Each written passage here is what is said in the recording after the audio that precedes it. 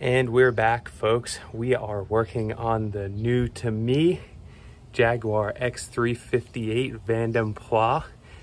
Those that have been following this is the newest car to the Low Tech Garage channel. It has not made it over to the shop yet because I have been very busy over there trying to get organized, and I will do a separate video on where the shop is as far as updates there in an upcoming video. But on today's episode, we are working to get the X358 to where it can be roadworthy and it can be used on the road, taken over to the shop, and we can get our eyes on it a little bit better and see what other work needs to be done to it. So with that, welcome to another episode of Low Tech Garage, and let's get stuck in. So those that have been following the series so far will know that I picked this up as a non-runner basically. And all I've been able to do to it so far is new battery, replace the coil, fresh set of spark plugs, and I did do a wheel speed sensor. And that got rid of majority of the faults on the dash. However, I do still have a few, but on one of my test drives, I noticed something a little bit concerning that has caused me to do a little more investigation and is really actually the reason for today's video. And what that was is when I got the car up to about 45-50 miles an hour, there was a pretty notable vibration in the drivetrain. Now, folks that know these cars will say, actually, that's kind of normal. In that 60-mile-an-hour range, oftentimes there is a wheel vibration. And how is that resolved? 90% of the time, you have a bent wheel, the wheels need balancing, something like that. The strange thing in my case was actually the vibration was coming from the back of the car, and so I had to do some investigation. And where that landed me from the outside is things didn't look too bad, but as I did a little more work on the car, a couple things caught my eyes, and I thought the best way to show you guys is let me get these wheels off and I can show you what's going on and the source of my vibration.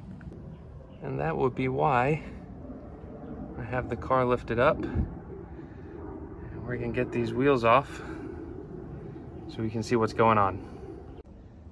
And here, my friends, is what we found. So not only is this bent, look at this. I don't think I've ever seen a tire look this bad. Glad I caught it. And we are gonna get these replaced. And this bend, and if there's any on the other wheels, fixed. So that's where these guys come in. I'm hoping I can get all the wheels loaded up into the truck this evening and dash over to the local tire shop in the morning to start the process of getting all this stuff fixed.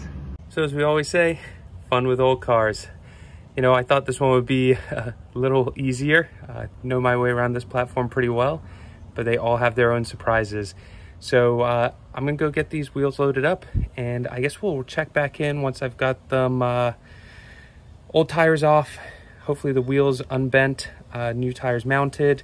I'll let you know if I find anything else as I load everything up. Well, we're all loaded up. And we're off to work some magic on these wheels and tires. All right, well, it is a few days later. We have the wheels back, and I have to tell you, I am thrilled with how these turned out. All the bends, which is a whole nother story I'll tell you guys about, have been taken out. There was a crack in one of the wheels. They were scuffed and chipped. One had been kind of ground on, and now you can see even the barrels beautifully restored and with fresh new tires. So with that, I'm gonna grab these guys, I'm gonna move them and get them on the car right here, and then we're gonna pull the car back out and we're gonna check it out with the new tires and wheels refinished and see if that makes the driving experience that little bit better. You can probably tell I'm working in close quarters, and I'm also trying to get this done before the sun comes up because it is brutal this time of year. So here we go.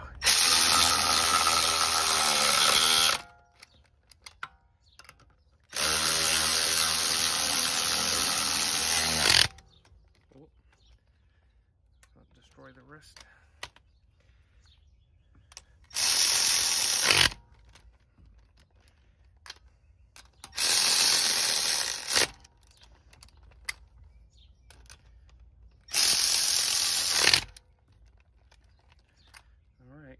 to go. All right, guys, well, I took the car for a little bit of a test drive, and my goal was to get to a little place where I can show you some proper glamour shots of the car with the new wheels and really show them off. And unfortunately, I got a new fault on the dash in true Jag fashion. So let me show you what I'm dealing with. So, as we can see, everyone with an X350's worst nightmare, an air suspension fault. Now, I was suspicious that I might have something kind of going on with the air suspension because over about a 4 or 5 day period, the back of the car was slowly lowered down. But now we have this added to the dash. So as much as we've cleared a bunch of faults, we've got a new one, but there's a little more I want to show you. And honestly, I consider this a little bit of a blessing, and I think there's a smoking gun to what's going on with the air suspensions. So let me show you what I found. And I'm not sure if you can hear it. It's a little hard to hear, I think. But basically, this strut is hissing. And looking back at the vehicle history, the front struts have already been replaced. They are staying level. The car is basically on the back right side, just completely collapsed over as soon as you shut the engine off. And so that really means I need to get that strut replaced. And with some movie magic, we have a strut.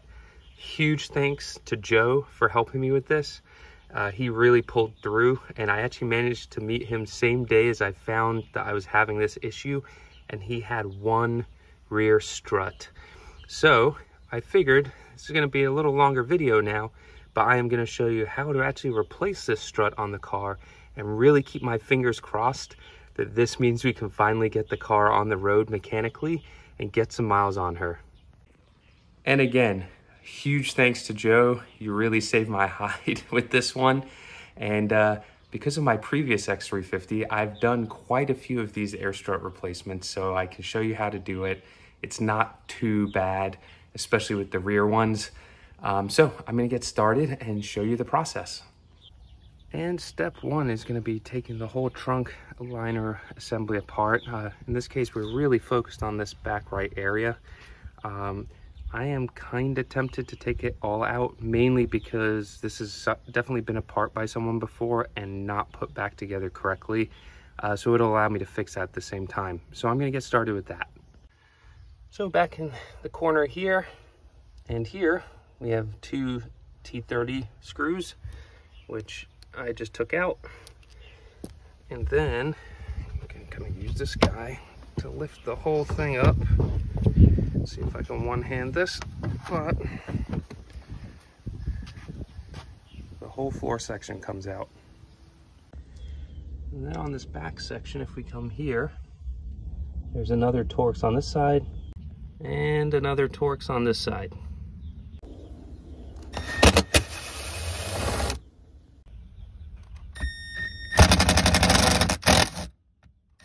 Someone really did that one up.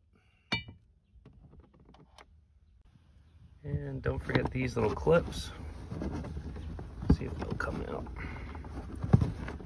Always tough the first time. Here we go. And I think we can kind of jiggle this piece out now. I'm gonna need 2 hands for this.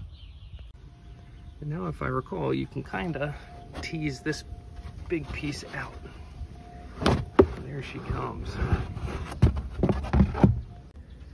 And in my case, I am taking this left side off, mainly, like I said, someone's been in here before and not put everything back together. So this is my chance to see what's been fiddled with, put all the trim back properly as I do this job. And there you have it. You have a fully exposed trunk area on the XJ, and I'll show you where we're gonna work.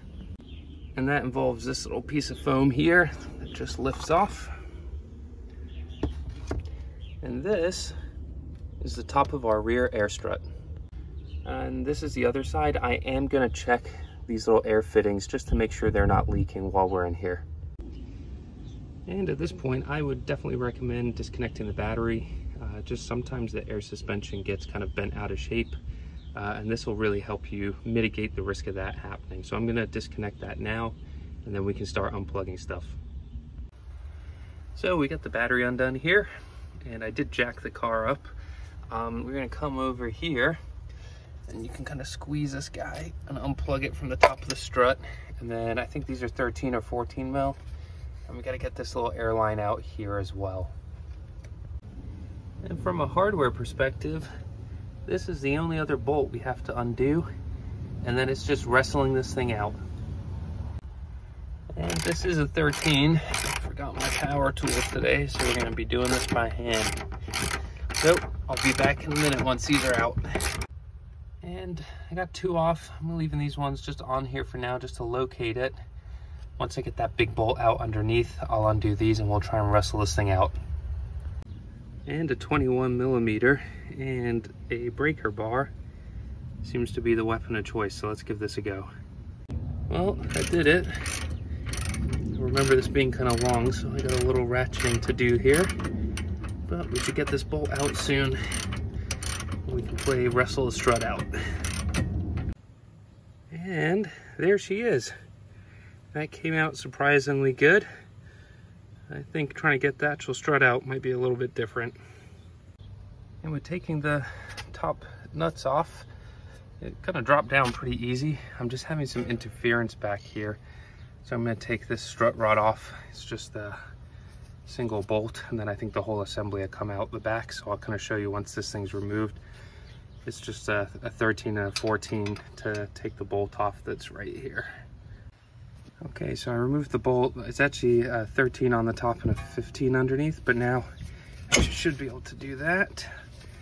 And I think there you have it. One dead strut.